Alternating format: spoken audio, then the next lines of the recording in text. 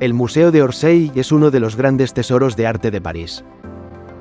En sus salas se exhiben obras que marcaron una revolución artística sin precedentes. Visitarlo es comprender el momento en que el arte dejó de ser un espejo de la realidad para convertirse en pura emoción.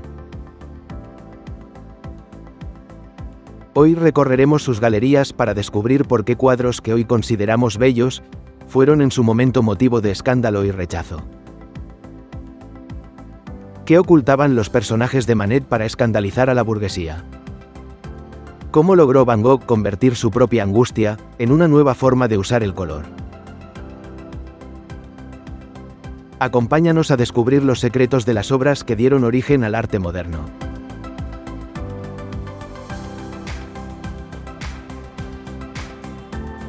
El Museo Orsay destaca por su edificio, una antigua estación de tren construida para recibir a los visitantes que llegaban a París con motivo de la Exposición Universal de 1900. La estación servía como terminal de la línea ferroviaria que conectaba la capital con el suroeste de Francia.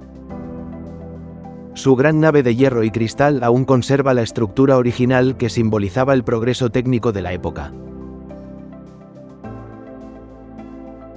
Tras quedar obsoleta para los trenes modernos, el edificio fue transformado en museo e inaugurado en 1986. Hoy alberga la colección más importante del mundo de pintura impresionista y postimpresionista, realizada entre 1848 y 1914, cuando París era la capital del arte moderno.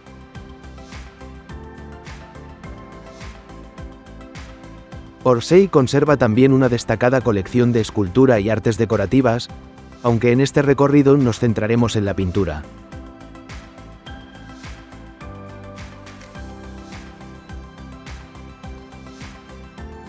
Al entrar en Orsay, lo primero que llama la atención es los romanos de la decadencia. El monumental lienzo muestra un banquete romano dominado por el exceso. Figuras entregadas al placer y al vino ocupan el primer plano, mientras al fondo las estatuas de sus antepasados observan con severidad. Couture utilizó el pasado como crítica al reinado de Luis Felipe I, un periodo en el que Francia perdió gran parte del esplendor. En su estreno en 1847, el público apodó el cuadro como «Franceses en la decadencia».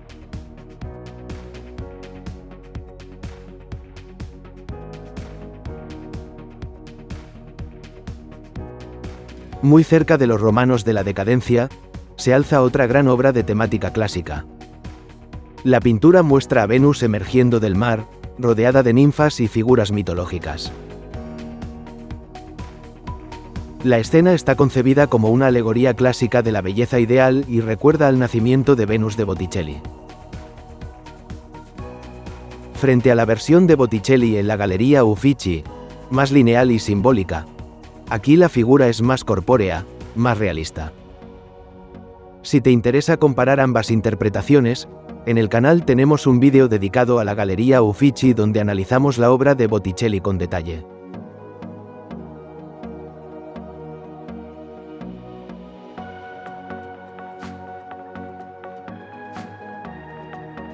Con el estudio del pintor, Courbet rompe con la tradición académica. El artista se posiciona como un crítico de la sociedad que rechaza los temas idealizados, enfocándose su realidad política y artística. El cuadro se divide en tres partes.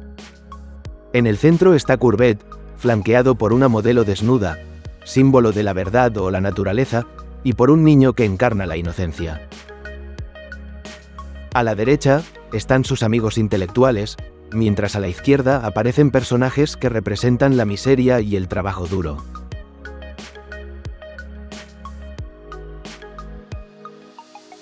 Y si Courbet sitúa al artista dentro de la sociedad de su tiempo, Tissot marca la transición del artista hacia la representación de la burguesía.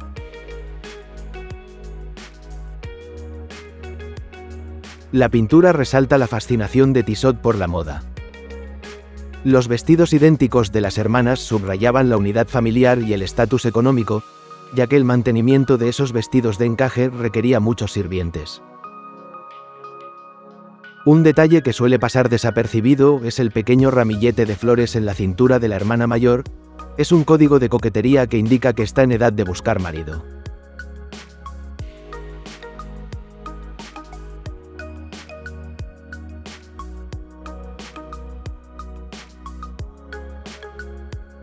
Con Almuerzo sobre la hierba, Edouard Manet marca la transición entre el realismo y el impresionismo.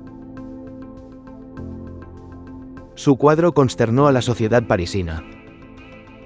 Muestra a una mujer desnuda junto a hombres vestidos en un entorno contemporáneo, desafiando la relación entre prostitución y burguesía.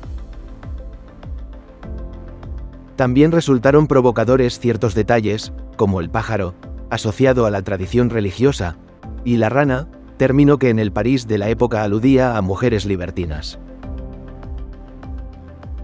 Rechazada por el Salón Oficial, la pintura se exhibió en 1863 en el Salón de los Rechazados bajo el título El Baño. Y si este cuadro incomodó, el siguiente directamente escandalizó.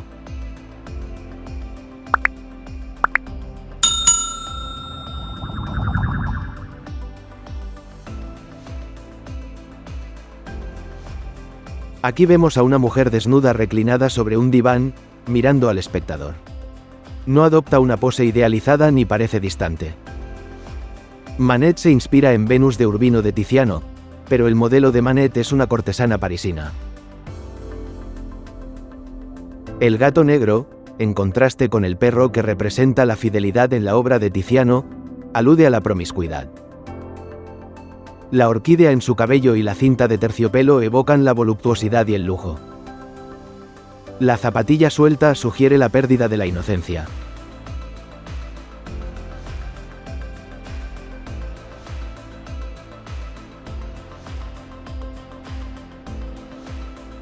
Esa mirada fija y segura fue, precisamente, lo que desató el caos cuando se expuso en el Salón de París de 1865. El escándalo fue tal, que las autoridades tuvieron que poner guardias para proteger el lienzo de los bastonazos del público.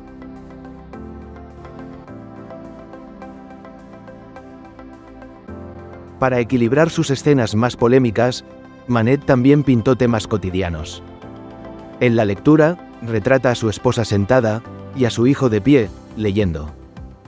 Ella escucha absorta, mientras el joven se inclina sobre el libro. Aunque comparten el mismo espacio, ambos parecen habitar mundos separados.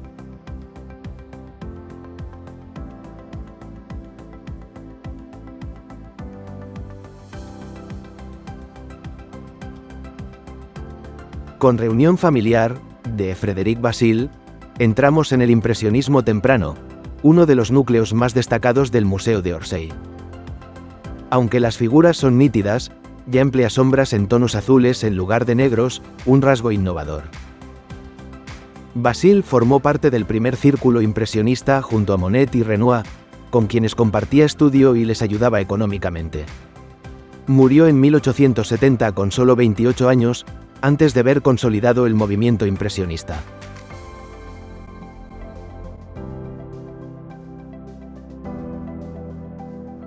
De Auguste Renoir destaca su icónico baile en el Moulin de la Galette.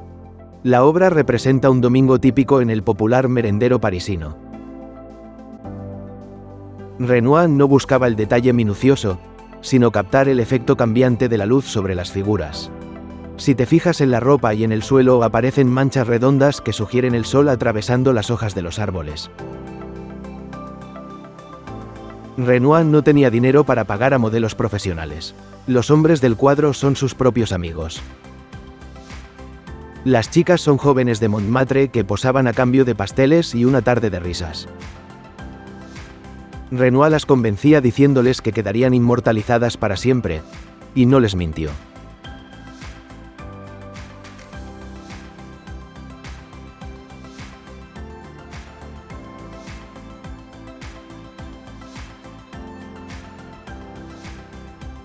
En un registro más sofisticado, Renoir pintó Bailar en la ciudad. Aquí la protagonista es Susan Baladon, que más tarde sería una famosa pintora. El vestido blanco ocupa gran parte del lienzo y sirve para mostrar la elegancia de la burguesía parisina. La postura de los personajes indica que están bailando un vals, el único baile de la época en el que las parejas bailaban pegadas. Por otro lado, al final de su vida, Renoir pintó Las bañistas. Lo interesante de esta obra es que, a pesar de sufrir una artritis severa que le obligaba a atarse los pinceles a las manos, logró una textura casi escultural. En esta obra, eliminó cualquier línea de dibujo para que los cuerpos parecieran hechos de luz y aire, fundiéndose con el paisaje.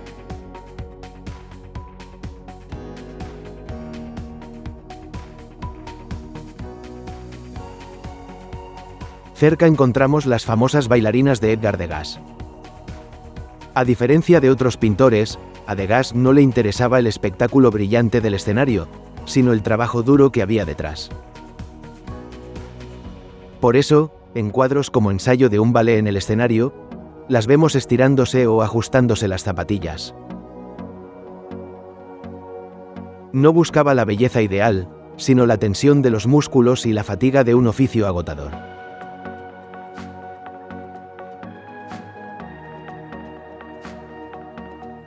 Dentro de la colección impresionista del Museo de Orsay, Claude Monet ocupa un lugar esencial.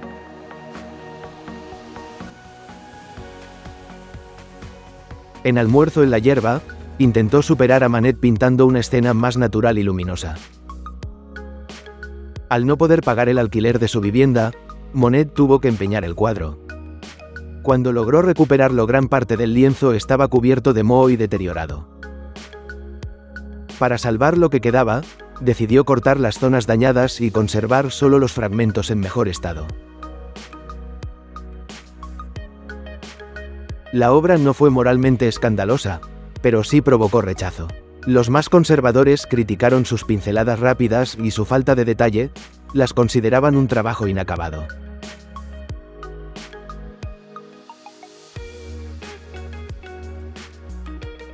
En Amapolas, Monet utilizó pinceladas rápidas de color rojo puro para que, al mirarlas de lejos, el ojo del espectador cree la vibración de las flores.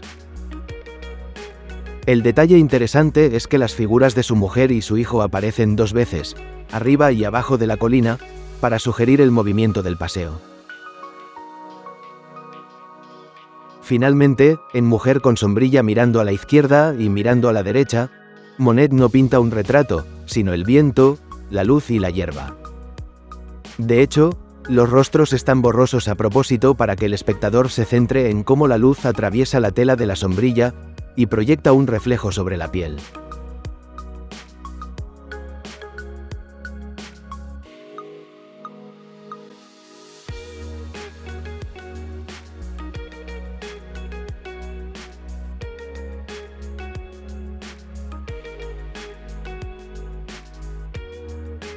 Nenúfares azules es una obra tardía pintada durante la vejez del artista.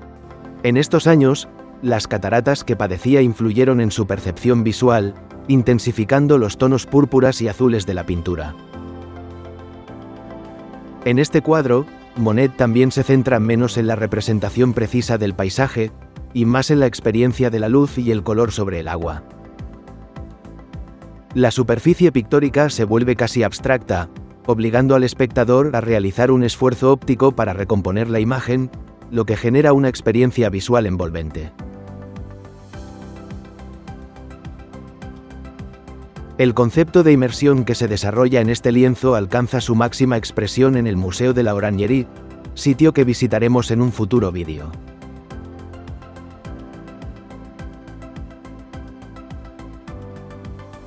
En el postimpresionismo de Vincent van Gogh, el color deja de ser descriptivo para volverse emocional. Van Gogh pintó más de 43 autorretratos. Este, uno de sus últimos, es una auténtica obra maestra en el Museo de Orsay. Fue creado en un momento en que Van Gogh se sentía más sano. Acababa de salir del manicomio de Saint-Rémy. Aquí el maestro intenta proyectar una imagen de calma y control frente al caos mental, que reflejan las pinceladas del fondo.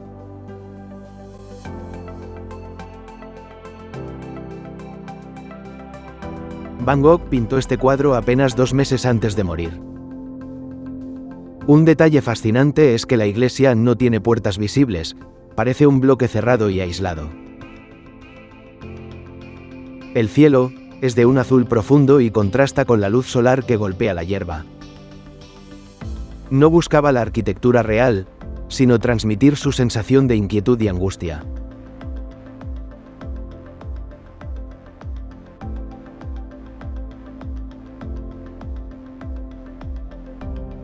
La noche estrellada es probablemente la obra más conocida de Van Gogh. La versión más célebre se conserva en Nueva York, mientras que el Museo de Orsay alberga la noche estrellada sobre el Ródano. En la obra, el cielo domina el paisaje acuático. Algunos críticos interpretan las líneas ondulantes y los trazos fragmentados como reflejo de la inestabilidad emocional del artista. Otros, en cambio, consideran que la escena transmite una sensación de aceptación e incluso de esperanza.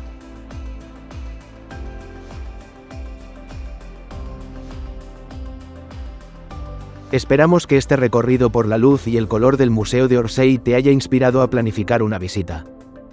¿Nos hemos ganado tu like? Tu apoyo nos ayuda muchísimo a seguir creando contenido y compartir historias. Cuando te detengas frente a un cuadro, recuerda que no solo estás viendo pintura sobre un lienzo, sino el intento de un artista por detener el tiempo y capturar un instante que nunca volverá. Si te apetece seguir descubriendo los tesoros de París, no te pierdas nuestro próximo vídeo, donde nos adentraremos en el museo más grande del mundo, el Louvre. Gracias por acompañarnos hasta aquí, y hasta pronto.